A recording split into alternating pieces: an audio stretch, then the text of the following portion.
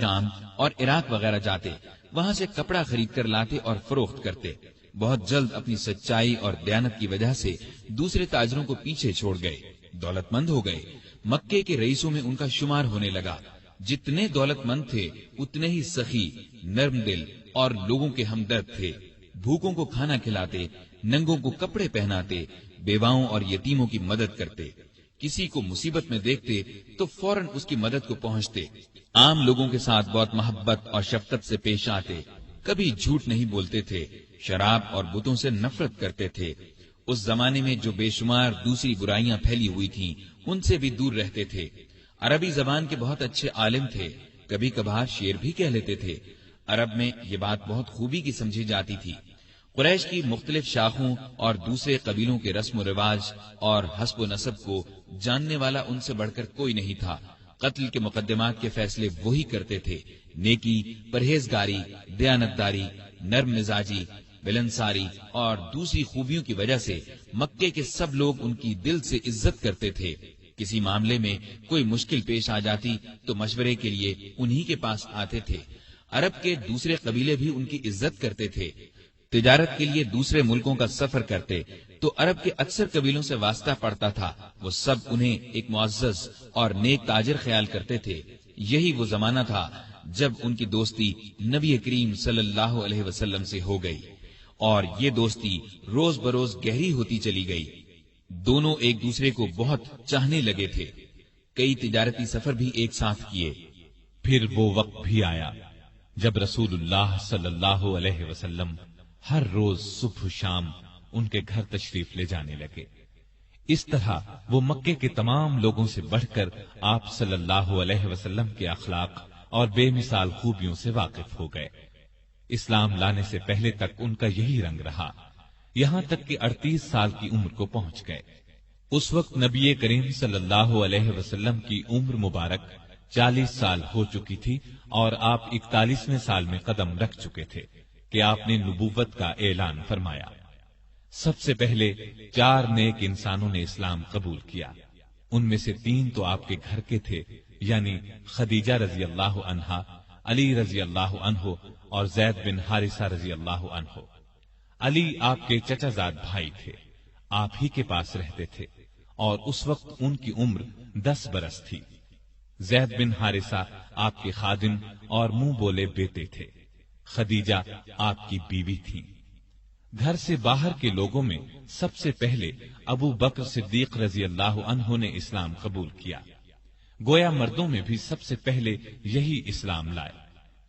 اسلام لاتے ہی آپ نے فوراً کہہ دیا، اب میری ہر چیز کا مالک اللہ اور اللہ کے رسول ہیں۔ مال اور اسباب تو کیا چیز ہیں، ان کی خاطر جان اور اولاد بھی قربان کر سکتا ہوں۔ نبوت کا اعلان فرمانے کے بعد نبی صلی اللہ علیہ وسلم نے شروع کے 3 سالوں میں صرف ان سمجھدار لوگوں کو اسلام کی طرف بلایا جن سے یہ امید کی جا سکتی تھی کہ وہ جھگڑا نہیں کریں گے اور اللہ کا سچا دین قبول کر لیں گے۔ اس کام میں ابو بکر صدیق نے آپ کا پورا ساتھ دیا۔ اسلام کی تبلیغ کی اور قریش کے بڑے بڑے لوگوں کو مسلمان کر لیا۔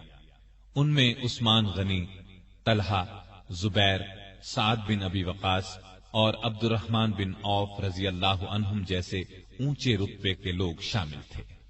رسول کریم صلی اللہ علیہ وسلم کی تبلیغ سے 3 سال میں قریباً 150 نیک مردوں اور عورتوں نے اسلام قبول کیا۔ یہ کام چپکے کیا گیا۔ اس زمانے میں نمازیں بھی چھپ کر پڑھی جاتی تھیں تاکہ کافروں کو ان کے اسلام لانے کا پتہ نہ چلے۔ تاہم ایک دن چند کافروں نے مسلمانوں کو نماز پڑھتے دیکھ لیا۔ انہوں نے مسلمانوں کو باپ دادا کا مذہب چھوڑنے پر برا بھلا کہا۔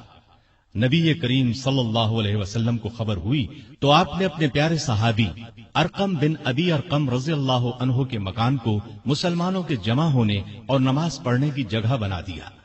یہ مکان صفا پہاڑی کے قریب تھا اور بہت محفوظ تھا، کافر اس پر آسانی سے حملہ نہیں کر سکتے تھے۔ نبوت کے 4تھے سال اللہ تعالی کے حکم سے آپ نے کھلم کھلا اسلام کی تبلیغ شروع فرمائی۔ اس پر کافر بھڑک اٹھے، مسلمانوں کو ستانے لگے، ان کے دشمن بن گئے۔ مسلمانوں نے قریباً 9 سال ظلم برداشت کیے۔ اسلام لانے والوں کی تعداد مسلسل بڑھتی گئی۔ ابو بکر رضی اللہ عنہ نے بھی اسلام کی خاطر ظلم برداشت کیے، لیکن برابر اسلام کی خدمت میں لگے رہے۔ آپ صلی اللہ علیہ وسلم پر جان چھڑکتے رہے۔ جس وقت انہوں نے اسلام قبول کیا ان کے پاس 40,000 درہم تھے۔ ان میں سے اپنے پاس صرف 5-6 ہزار درہم رکھ کر باقی سب غریب مسلمانوں کو کافروں کے پنجے سے چھڑانے اور اسلام کی ترقی کے لیے خرچ کر ڈالے۔ ابو بکر رضی اللہ عنہ کی تبلیغ سے جن لوگوں نے اسلام قبول کیا ان میں طلحہ بھی تھے۔ یہ ابو بکر رضی اللہ عنہ کے چچا زاد بھائی تھے۔ ان کے اسلام لانے کا حال قریش کے ایک سردار کو معلوم ہوا۔ یہ شخص اسلام کا سخت دشمن تھا۔ اس نے طلحہ اور ابو بکر رضی اللہ عنہما کو رسی سے باندھ کر خوب مارا پیٹا، لیکن یہ اسلام پر قائم رہے۔ ایک روز نبی کریم صلی اللہ علیہ وسلم خانہ کعبہ میں تشریف لے گئے۔ کافروں نے آپ کو دیکھا تو جوش میں آ گئے، گھیرے میں لے لیا۔ ابو بکر کو خبر ہوئی تو فوراً کعبے پہنچے اور کفار مکہ سے کہا، تم پر افسوس ہے، تم ایک ایسے شخص کو مارے ڈالتے ہو جو کہتا ہے میرا رب اللہ ہے، جبکہ وہ اللہ کی صاف نظر آنے والی نشانیاں لے کر تمہارے پاس آیا ہے۔ ابو بکر کے یہ الفاظ سن کر کافروں نے رسول اللہ کو تو چھوڑ دیا، سب نے مل کر ان پر حملہ کر دیا اور اتنا مارا کہ لہو لہان ہو گئے۔ یہ مار کھاتے جاتے تھے اور کہتے جاتے تھے، اے عزت اور شان والے اللہ، تیری ذات بہت برکت والی ہے۔ آخر بے ہوش ہو کر گر پڑے۔ ان کے قبیلے والوں کو پتہ چلا تو دوڑے آئے، اٹھا کر گھر لے گئے۔ عائشہ رضی اللہ عنہا فرماتی ہیں کہ ابا جان کو زخمی حالت میں گھر لایا گیا تو حالت یہ تھی کہ سر پر جس جگہ ہاتھ لگتا وہاں سے بال جھڑ جاتے۔ بہت دیر بعد انہیں ہوش آیا تو سب سے پہلے ان کی زبان سے یہ الفاظ نکلے، رسول اللہ صلی اللہ علیہ وسلم کا کیا حال ہے۔ اس وقت وہاں قبیلے کے ایسے لوگ بھی موجود تھے جو اسلام نہیں لائے تھے۔ انہیں یہ الفاظ سن کر بہت غصہ آیا، کہنے لگے، تم پر افسوس ہے، اس حالت میں بھی محمد کا خیال نہیں چھوڑتے۔ جب یہ لوگ چلے گئے تو انہوں نے اپنی ماں سے پھر وہی سوال پوچھا۔ ماں نے کہا، مجھے ان کا کچھ حال معلوم نہیں۔ اس پر وہ بولے، جا کر خطاب کی بیٹی ام جمیل سے پوچھیں۔ ام جمیل کا نام فاطمہ تھا، عمر فاروق رضی اللہ عنہ کی بہن تھی۔ اس وقت مسلمان ہو چکی تھی، لیکن کافروں سے اپنا اسلام چھپا رکھا تھا۔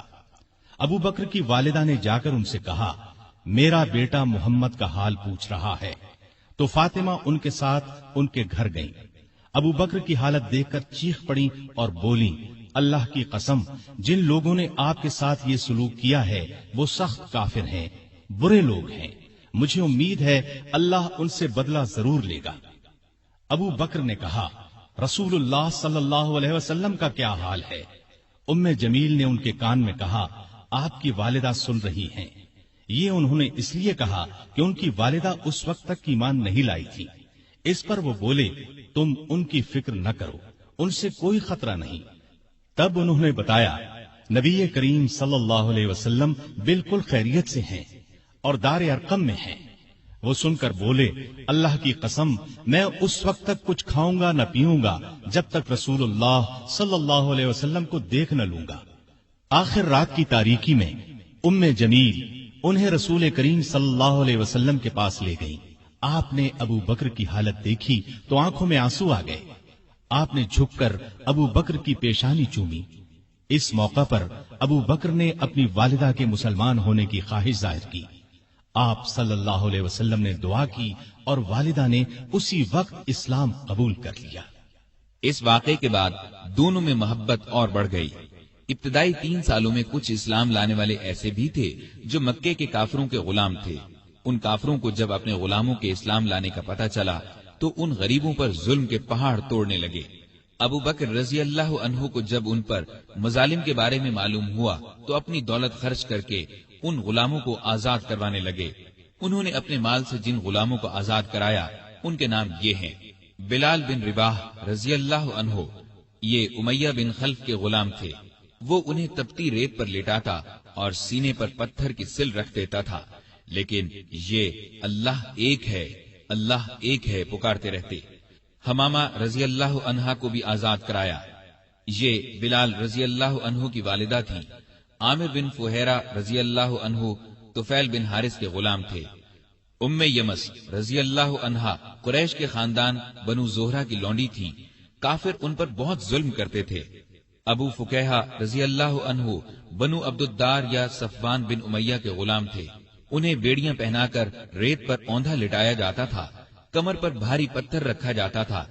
لہزیہ اور ان کی بیٹی لبینہ، زنیرہ، ان سب کو ابو بکر نے خرید کر آزاد کیا۔ ابو بکر رضی اللہ عنہ کے والد ابو قحافہ رضی اللہ عنہ اس وقت تک ایمان نہیں لائے تھے۔ بیٹے کو اس طرح دولت لٹاتے دیکھ کر ایک دن بولے، بیٹا میں دیکھ رہا ہوں تم جن لوگوں کو آزاد کروانے پر پیسہ خرچ کر رہے ہو وہ بہت کمزور ہیں، تم مضبوط لوگوں کو آزاد کراتے تو وہ تمہارے کام آتے۔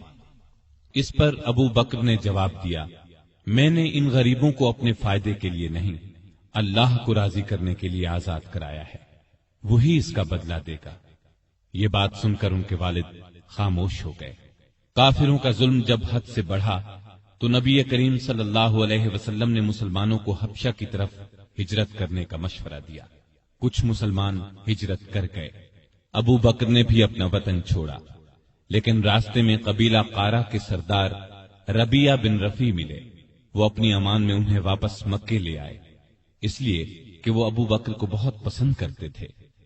مکے میں داخل ہو کر ربیہ نے اعلان کر دیا کہ ابو بکر ان کی پناہ میں ہیں۔ قریش نے اس شرط پر ان کی پناہ منظور کر لی کہ ابو بکر اپنے گھر کے اندر جس طرح چاہیں عبادت کریں، گھر سے باہر نہ کریں، نہ اونچی آواز سے قرآن پڑھیں۔ انہوں نے یہ بات مان لی، لیکن ان کا دل بہت نرم تھا۔ جب گھر میں قرآن پڑھتے تو بے اختیار رونے لگتے، ان کے رونے کی آواز سن کر لوگ گھروں سے نکل آتے، راستہ چلتے لوگ رک جاتے اور قرآن سننے لگتے۔ مکے کے کافروں نے جب یہ دیکھا تو ربیہ سے شکایت کی۔ ربیہ نے ان کی شکایت ابو بکر کے آگے رکھی، اس پر ابو بکر نے ان کی پناہ واپس کر دی اور فرمایا، میں اپنے اللہ کی پناہ پر راضی ہوں۔ ربیہ نے جا کر کفار سے کہا کہ ابو بکر نے میری پناہ واپس کر دی ہے، اب تم جانو وہ جانے۔ بعد میں یہ ربیہ بن رفیع مسلمان ہو گئے تھے۔ ان کی کنیت ابن داغینہ تھی۔ عرب کے مسلمان بہادروں میں ان کا شمار ہوا۔ اب ابو بکر رضی اللہ عنہ پہلے کی طرح اسلام کی تبلیغ کرنے لگے۔ رسول اللہ صلی اللہ علیہ وسلم کی حمایت میں ہر وقت جان ہتھیلی پر لیے رہتے۔ کافروں نے کئی بار انہیں شدید تکالیف پہنچائی۔ ایک دفعہ نبی کریم